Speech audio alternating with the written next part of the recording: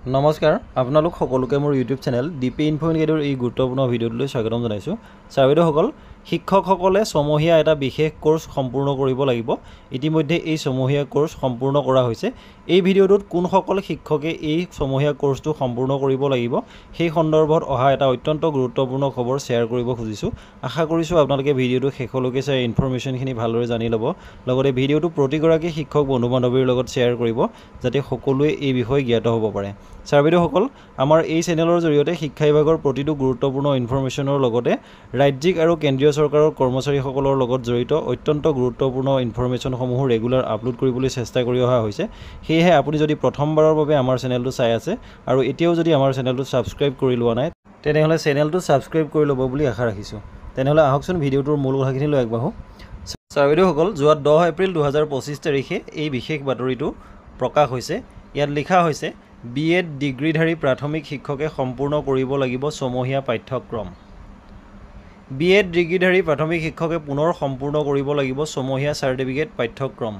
উচ্চতম ন্যায়ালয়ৰ এক নিৰ্দেশনাৰ আধাৰত ৰাষ্ট্ৰীয় শিক্ষক শিক্ষা পৰিষদে BEd ডিগ্ৰীধাৰী প্ৰাথমিক শিক্ষকৰ বাবে ছমহীয়া এক সংযোগী পাঠ্যক্ৰম যুগুতাই উলিয়াইছে।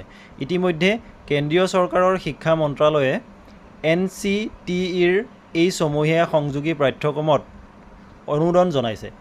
উল্লেখযোগ্য যে প্ৰাথমিক শিক্ষক পদৰ বাবে BEd ডিগ্ৰীৰ অৰ্হতাক নাকচ কৰি উচ্চতম ন্যায়ালয়ে 2023 চনৰ 11 আগষ্টত এক ৰায়দান কৰিছিল।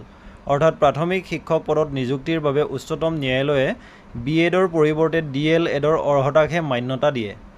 অৱশ্যে BEd ডিগ্ৰীৰ অৰ্হতাৰে ইতিমধ্যে যিসকলে প্ৰাথমিক শিক্ষক হিচাপে নিযুক্তি পায় ইতিমধ্যে চাকৰি কৰি আছে তেওঁলোকক সুৰক্ষা প্ৰদান কৰে দেশৰ সৰ্বোচ্চ ন্যায়ালয়ে।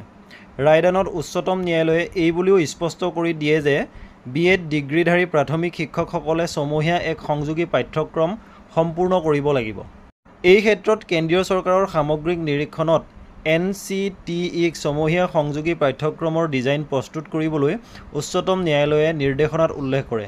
উচ্চতম ন্যায়ালয়ৰ এনে নিৰ্দেশনাৰ পিছতে এতিয়া NCTEয়ে BEd ডিগ্ৰীধাৰী প্ৰাথমিক শিক্ষকসকলৰ বাবে ছমহীয়া সংযোগী পাঠ্যক্ৰম যুগুতাই উলিয়াইছে। NCTEয়ে নিৰ্দেশনাত উল্লেখ কৰা অনুসৰি 2018 চনৰ 28 জুনৰ অধিসূচনা অনুসৰি BEd ডিগ্ৰী অৰ্হতাৰে যিসকলে প্ৰাথমিক শিক্ষক হিচাপে নিযুক্তি পাইছিল আৰু উচ্চতম ন্যায়ালয়ৰ নিৰ্দেশনাৰ পূৰ্বৰ পৰা যিসকলে কৰ্তব্যত নিয়োজিত হৈ আছে তেওঁলোকে এই ছমহীয়া সংযোগী পাঠ্যক্ৰম সম্পূৰ্ণ কৰিব লাগিব। একেদৰে এই পাঠ্যক্ৰম সম্পূৰ্ণ কৰাৰ বাবে শিক্ষকসকলে এককালীন সুযোগ পাব। এই ক্ষেত্ৰত কোনো শিক্ষকে এই পাঠ্যক্ৰমত অংশগ্ৰহণ কৰি নিৰ্ধাৰিত সময়ত সম্পূৰ্ণ কৰিব নোৱাৰিলে তেনে শিক্ষকৰ নিযুক্তি বাতিল হ'ব বুলি NCTEৰ নিৰ্দেশনাত কোৱা হৈছে। গতিকে ছাৰবেদসকল, এই গুৰুত্বপূৰ্ণ কথাখিনি এই ভিডিঅ'টোৰ জৰিয়তে আপোনালোকক জনাবলৈ চেষ্টা কৰিলোঁ। যদিহে ভিডিঅ'টোৰ কথাখিনিৰ পৰা আপোনালোকে উপকৃত হোৱা বুলি ভাবে তেনেহ'লে অনুগ্ৰহ কৰি কমেণ্ট কৰিব। লগতে ভিডিঅ'টো প্ৰতিগৰাকী শিক্ষক বন্ধু বান্ধৱীৰ লগত শ্বেয়াৰ কৰিব যাতে সকলোৱে এই গুৰুত্বপূৰ্ণ খবৰটো লাভ কৰিব পাৰে। ধন্যবাদ।